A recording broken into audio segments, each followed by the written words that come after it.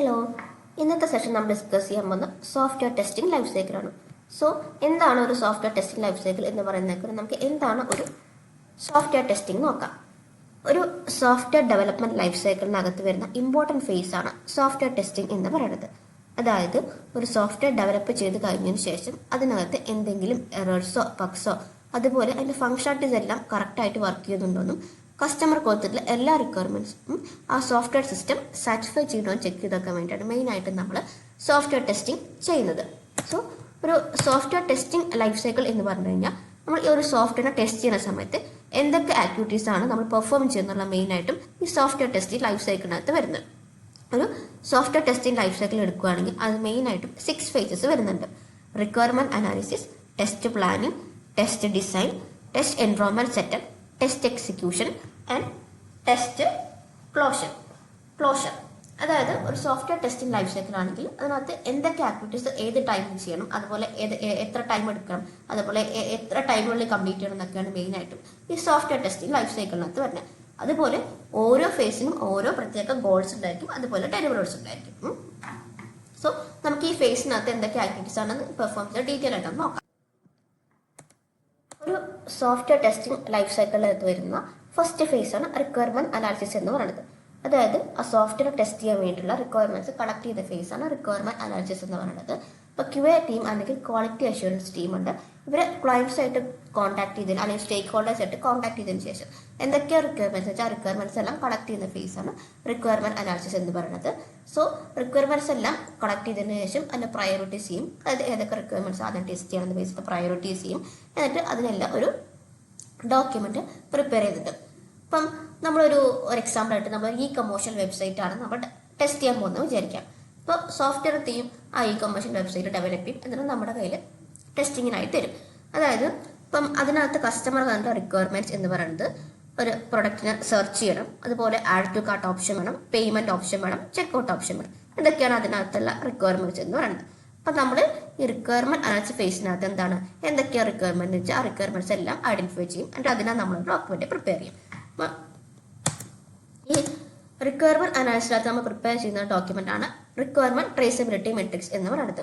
അതായത് നമ്മൾ റിക്വയർമെന്റ്സ് എല്ലാം കളക്ട് ചെയ്ത് കഴിഞ്ഞതിന് ശേഷം ആ റിക്വയർമെന്റ്സ് നമ്മൾ ടെസ്റ്റ് കേസിലേക്ക് മാപ്പ് ചെയ്യും. അതായത് റിക്വയർമെന്റ്സ് നോക്കിയിട്ട് ജസ്റ്റ് എന്താണ് ടെസ്റ്റ് കേസ് എന്ന് ഐഡന്റിഫൈ ചെയ്യും. ഇതാണ് റിക്വയർമെന്റ് ട്രേസബിലിറ്റി മെട്രിക്സിനകത്ത് വരുന്നത്. ഈ റിക്വയർമെന്റ് ട്രേസബിലിറ്റി മെട്രിക്സ് എന്ന് പറയുന്നത് മെയിൻ ആയിട്ടും 3 ടൈപ്സിലാണ് പ്രിപ്പയർ ചെയ്യുന്നത്.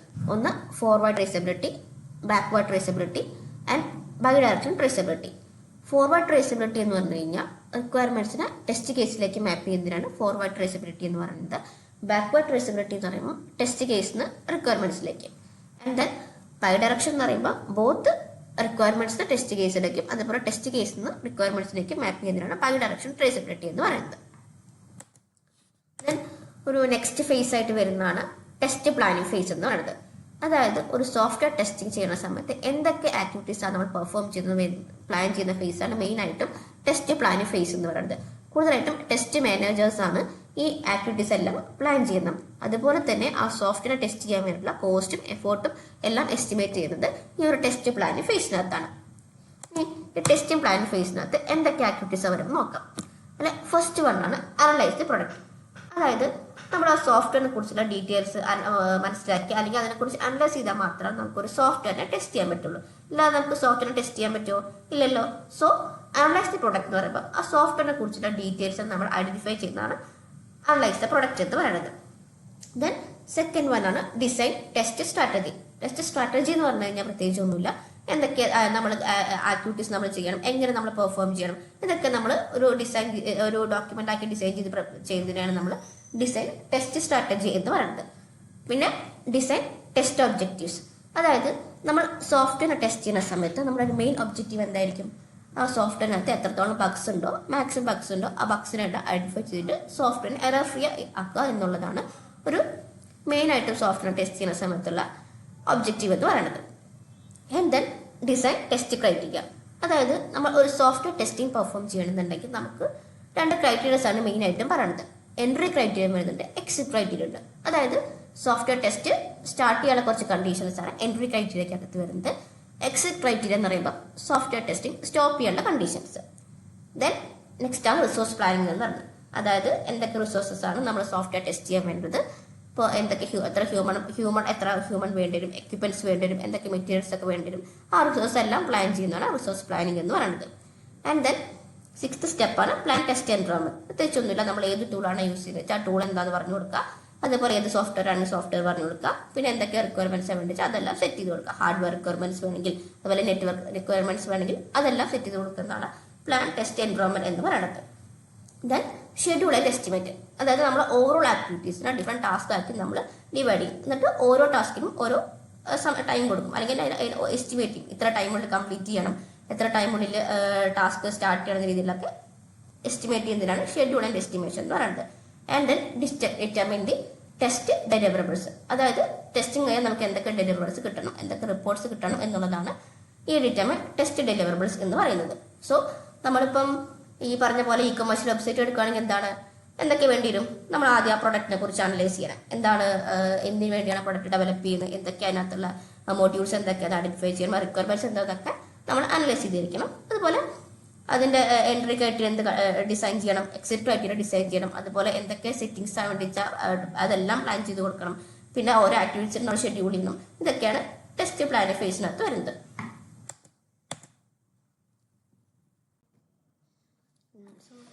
നെക്സ്റ്റ് ഫേസ് ആണ് ടെസ്റ്റ് കേസ് ഡെവലപ്മെന്റ് ഫേസ് എന്ന് പറയുന്നത്. ഈ ടെസ്റ്റ് കേസ് ഡെവലപ്മെന്റ് ഫേസിനകത്ത് നമ്മൾ പ്രിപ്പയർ ചെയ്ത് വെച്ചിരിക്കുന്ന അല്ലെങ്കിൽ കളക്ട് ചെയ്ത് വെച്ചിരിക്കുന്ന റിക്വയർമെന്റ്സിന്റെ ബേസിൽ ടെസ്റ്റ് കേസസ് പ്രിപ്പയർ ചെയ്യുന്ന ഫേസാണ് ടെസ്റ്റ് കേസ് ഡെവലപ്മെന്റ് എന്ന് പറയുന്നത്. ആദ്യം ആ റിക്വയർമെന്റ്സിനകത്തുള്ള ടെസ്റ്റ് സിനാരിയോസ് നമ്മൾ ഐഡന്റിഫൈ ചെയ്യും, അതിന്റെ ബേസിൽ ടെസ്റ്റ് കേസ് പ്രിപ്പയർ ചെയ്യും. ആൻഡ് ദെൻ അതിനുവേണ്ടി ടെസ്റ്റ് ഡാറ്റ പ്രിപ്പയർ ചെയ്യുന്ന ഫേസാണ് ഈ ടെസ്റ്റ് കേസ് ഡെവലപ്മെന്റ് ഫേസ് എന്ന് പറയുന്നത്. സോ ഇപ്പോൾ നമ്മളൊരു ഇ കൊമേഴ്സ്യൽ വെബ്സൈറ്റ് ആകുമ്പം അതിനകത്ത് ഇപ്പോൾ ഒരു സെർച്ച് ബാർ ആണെങ്കിൽ അതിൻ്റെ സിനാരിയോ എന്താണെന്ന് ഐഡന്റിഫൈ ചെയ്യും. അതിനുശേഷം അതിന് വേണ്ട ടെസ്റ്റ് കേസ് നമ്മൾ പ്രിപ്പയർ ചെയ്യും.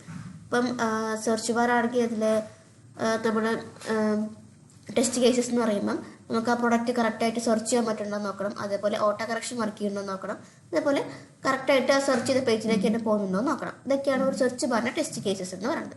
അപ്പോൾ നമ്മൾ എന്താണോ സിനാരിയോ ആ സിനാരിയോ ഐഡന്റിഫൈ ചെയ്തിട്ട് നമ്മൾ ടെസ്റ്റ് കേസ് പ്രിപ്പയർ ചെയ്യുന്ന ഫേസാണ് ഈ ടെസ്റ്റ് കേസ് ഡെവലപ്മെന്റ് ഫേസ് എന്ന് പറയുന്നത്. സോ നമ്മൾ ടെസ്റ്റ് കേസ് പ്രിപ്പയർ ചെയ്യുന്ന സമയത്ത് കുറച്ച് കണ്ടീഷൻസ് നോക്കാറുണ്ട്. ഫസ്റ്റ് കണ്ടീഷൻ എന്ന് പറയുന്നത് test cases need to be simple, അതായത് നമ്മൾ ഡെവലപ്പ് ചെയ്യുന്ന അല്ലെങ്കിൽ പ്രിപ്പയർ ചെയ്യുന്ന ടെസ്റ്റ് കേസ് എന്ന് പറയുന്നത് സിമ്പിൾ ആയിരിക്കണം, അണ്ടർസ്റ്റാൻഡബിൾ ആയിരിക്കണം. And then create test case with end user in mind, അതായത് നമ്മൾ എപ്പോഴും ഒരു സോഫ്റ്റ്വെയർ ടെസ്റ്റ് ചെയ്യുന്നത് എൻഡ് യൂസർ പെർസ്പെക്റ്റീവ് വേണം ടെസ്റ്റ് ചെയ്യാൻ വേണ്ടിയിട്ട്. അതായത് അതുപോലെ തന്നെ ടെസ്റ്റ് കേസ് പ്രിപ്പയർ ചെയ്യുമ്പോഴും അത് ഒരു എൻഡ് യൂസറിന് മനസ്സിലാവുന്ന രീതിയിൽ വേണം പ്രിപ്പയർ ചെയ്യാൻ വേണ്ടിയിട്ട്. ദെൻ നെക്സ്റ്റ് ആണ് അവോയ്ഡ് ടെസ്റ്റ് കേസ് റിപ്പീറ്റേഷൻ, അതായത് ടെസ്റ്റ് കേസസ് റിപ്പീറ്റ് ചെയ്യുന്ന അവോയ്ഡ് ചെയ്യണം. ഒരു എക്സാമ്പിൾ പറയുകയാണെങ്കിൽ നമ്മളിപ്പോൾ ഒരു ലോഗിൻ പേജാണ് ടെസ്റ്റ് ചെയ്യാൻ വിചാരിക്കാം. അപ്പോൾ അതിൽ ഫസ്റ്റ് ടെസ്റ്റ് കേസ് ആയിട്ട് നമ്മൾ verify login page with valid credentials കൊടുത്തു. സെക്കൻഡ് ടെസ്റ്റ് കേസിനകത്ത് verify login page with valid credentials and go to dashboard എന്ന് കൊടുത്തു. ആൻഡ് തേർഡ് ടെസ്റ്റ് കേസിനകത്ത് verify login page with valid credentials and go to profile എന്ന് കൊടുത്തു. ഇപ്പം ഈ ഒരു 3 ടെസ്റ്റ് കേസ് എടുത്ത് നോക്കുകയാണെങ്കിൽ ആ ഫസ്റ്റ് ടെസ്റ്റ് കേസിന്റെ റിപ്പീറ്റേഷനാണ് ടെസ്റ്റ് കേസ് 3-നകത്തും 2-നകത്തും വന്നേക്കുന്നത്. അപ്പോൾ ഇതെല്ലാം കൂടി കംപ്ലീറ്റ് ചെയ്ത് നമുക്കൊരു സിംഗിൾ ടെസ്റ്റ് കേസ് ആക്കി മാറ്റാൻ പറ്റും. അതായത് test case verify login page with valid credentials and go to dashboard profile etcetera.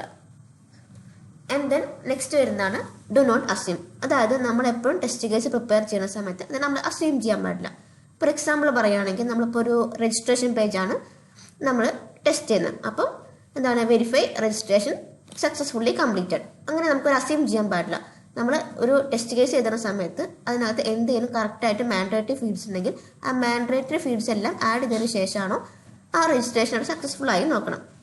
So അതാണ് ടെസ്റ്റ് കേസസ് അസ്യൂം ചെയ്യാൻ പാടില്ല എന്ന് പറയുന്നത്. ദെൻ നെക്സ്റ്റ് വരുന്നതാണ് എൻഷുർ 100% കവറേജ്, അതായത് നമ്മൾ എന്തൊക്കെ റിക്വയർമെന്റ്സ് ആണ് ആ റിക്വയർമെന്റ്സിന്റെ ബേസിൽ എല്ലാ റിക്വയർമെന്റ്സും കവർ ചെയ്തിട്ട് വേണം നമ്മൾ ഒരു ടെസ്റ്റ് കേസ് പ്രിപ്പയർ ചെയ്യാൻ വേണ്ടിയിട്ട്. And then test cases must be identifiable, അതായത് എല്ലാ ടെസ്റ്റ് കേസിനും നമുക്കൊരു യൂണിക് ഐഡന്റിഫയർ കൊടുക്കണം. ഫോർ എക്സാമ്പിൾ ഇപ്പോൾ ടെസ്റ്റ് കേസ് 1-നോ 2-നോ 3-നോ എങ്ങനെ വേണമെങ്കിലും നമുക്കൊരു നമ്പേഴ്സ് കൊടുത്തിട്ട് ആ ടെസ്റ്റ് കേസിന് നമുക്ക് ഐഡന്റിഫൈ ചെയ്യാം. And then implement testing techniques, അതായത് നമ്മൾ ഏത് ടെസ്റ്റിംഗ് മെത്തേഡാണ് യൂസ് ചെയ്തത് ആ ടെസ്റ്റിംഗ് മെത്തേഡ് വെച്ചിട്ട് നമുക്ക് എന്ത് ചെയ്യാം, അത് നമുക്കവിടെ ഇംപ്ലിമെന്റ് ചെയ്യാം. ആൻഡ് ദെൻ സെൽഫ് ക്ലീനിങ്, അതായത് ഒരു ടെസ്റ്റ് കേസ് എന്ന് പറയുന്നത് വേറൊരു ടെസ്റ്റ് കേസിനെ ഡിപ്പെൻഡ് ചെയ്യാൻ പറ്റില്ല. നമ്മൾ ഒരു ടെസ്റ്റ് കേസ് സ്റ്റാർട്ട് ചെയ്യണമെങ്കിൽ എന്തൊക്കെ കണ്ടീഷൻസ് ഉള്ളതെന്ന് വെച്ചാൽ ആ കണ്ടീഷൻ എല്ലാം നമ്മൾ സെറ്റ് ചെയ്ത് കൊടുക്കണം. അതുപോലെ ആ ടെസ്റ്റ് കേസിൻ്റെ എക്സിക്യൂഷൻ കഴിഞ്ഞാൽ നമ്മൾ അതിനെ ടിയർ ഡൗൺ ചെയ്യണം. അതാണ് സെൽഫ് ക്ലീനിങ് എന്ന് പറയുന്നത്. ആൻഡ് ദെൻ നെക്സ്റ്റ് വരുന്നതാണ് റിപ്പീറ്റബിൾ ആൻഡ് സെൽഫ് സ്റ്റാൻഡ്. അതുപോലെ തന്നെ നമ്മൾ ഒരു തവണ ടെസ്റ്റ് കേസ് എഴുതി കഴിഞ്ഞാൽ ടെസ്റ്റ് കേസ് നമുക്ക് റീയൂസ് ചെയ്യാൻ പറ്റണം. അതുപോലെ ഒരു ടെസ്റ്റ് കേസ് എന്ന് പറയുന്നത് വേറൊരു ടെസ്റ്റ് കേസിൻ്റെ ഔട്ട്പുട്ടിനെ അതുപോലെ റിസൾട്ടിനെ ഡിപ്പെൻഡ് ചെയ്യാൻ പാടില്ല.